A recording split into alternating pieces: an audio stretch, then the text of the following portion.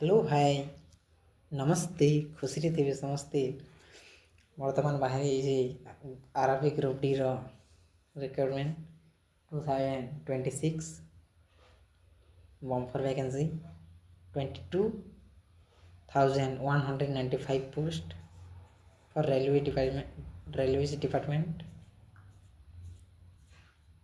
और देखा हमें पोस्ट ने बहुत गुड़ी पोस्ट अच्छी वैकेंसी 22,195 पोस्ट क्वालिफिकेशन रही 10th पास और ITI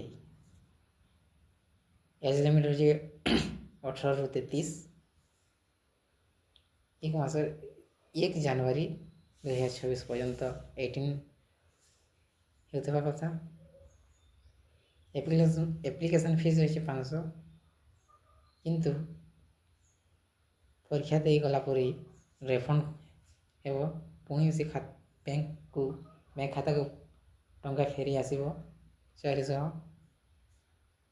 एप्लाई स्टार्ट डेट होची 31 जेनटा कि आज ही एप्लाई लास्ट डेट रही 2 मार्च 2026। फीस पेमेंट लास्ट डेट रही 4 मार्च 2026। Apply online